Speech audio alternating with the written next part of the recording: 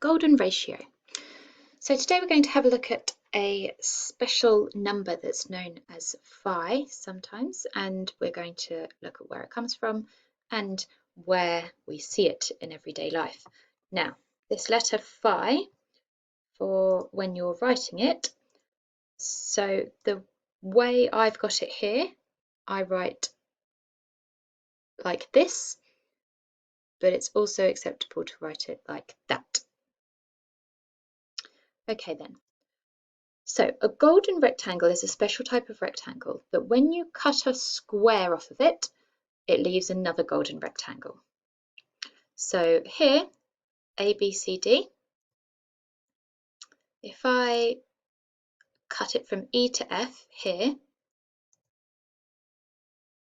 the rectangle A, B, C, D is similar to the rectangle F, C, D, E. We know they've got the same angles, they've all got right angles, they've also got lengths in proportion to each other. And also ABFE is a square. Now we're going to look to find the ratio of the length to the width in a golden rectangle. I'm going to call AD this curly L because normal L's are confusingly like ones and I's, and CD is our width. ED here is our length subtract our width, because this is a square, remember? So A and AE and EF and FB and BA are all the same length, which is the width. That was a confusing thing to say. Hopefully it's easier for you to look at than it is for me to explain. Okay, so because our two rectangles are similar, I can say that AD over CD, length of my original divided by width of my original, is equal to CD divided by ED. That's the length on my smaller rectangle divided by the width on my smaller rectangle. And that's phi, where phi is the thing that we're looking for. So this is just me substituting L's and W's in for these measurements here. Ignoring this phi part at the end, I can cross multiply to get L times L minus W equals W times W. Now, because phi is the ratio that I'm looking for, I know that the length is phi times the width. So I can take that equality and substitute phi W into here. I can divide everything by W squared.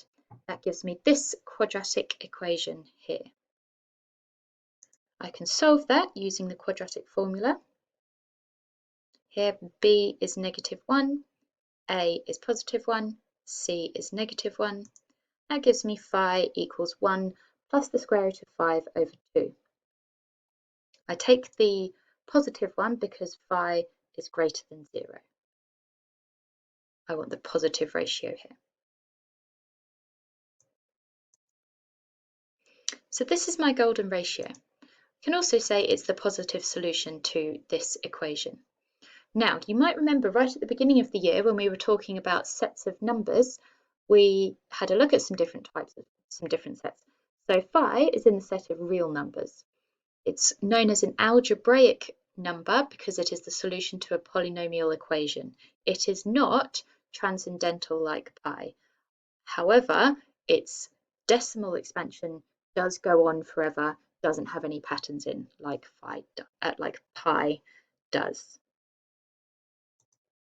So using this value of phi, can you show these equalities? Pause the video while you do that. Okay then, here's the solutions. Pause the video again while you check that you've got the same thing. Okay, so remember when we were doing geometric sequences and we had a look at the geometric mean? If we've got three positive numbers such that C over A is B equal to B over C, then C is the geometric mean of A and B.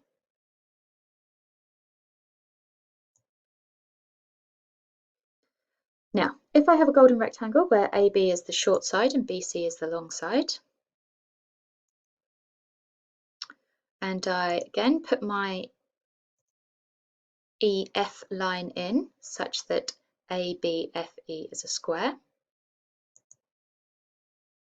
then my length CD here is equal to AE. So I can say that the rectangle ABCD is a golden rectangle if and only if AD over AE, AD over AE is the same as AE over ED. That's using the equality that CD equals AE. So if we look back up here to our geometric mean equation, we can say that AE is the geometric mean of AD and ED. Okay, have a go at these two further questions from the exercise. Make sure you're, I'm going to show you the answers in a moment so you can mark your work. Pause the video while you answer them.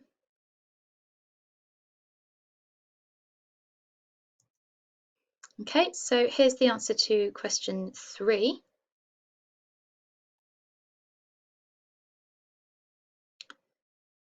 Then I've just got a few more interesting bits about the golden ratio. There's a huge amount of videos and blogs and information about this online. If you find anything interesting, then do share with the rest of us if you want to go and have an investigate into this. I'm just going to give you a few interesting things that you can do.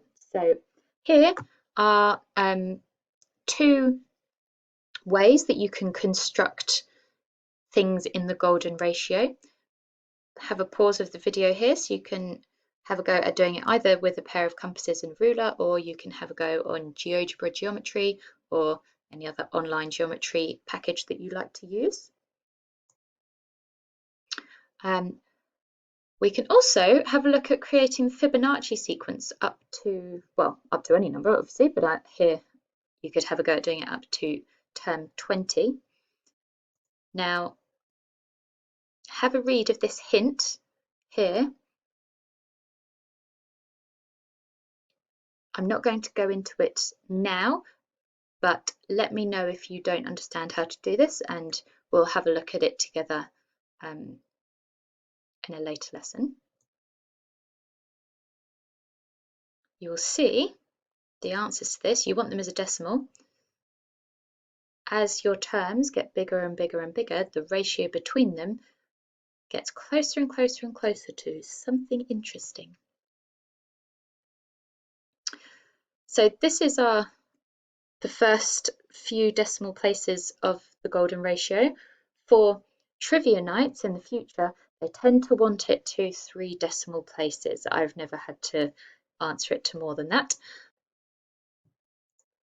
Now, we see it often in architecture. It's considered to be a particularly beautiful ratio. A4 paper as well, all of the A papers are roughly in the golden ratio, the length to the width of the pages. There's all parts of your face and your body that obviously all different people are all different shapes, but some people think that the closer the parts of your face and body are into the golden ratio, the more beautiful you're going to be.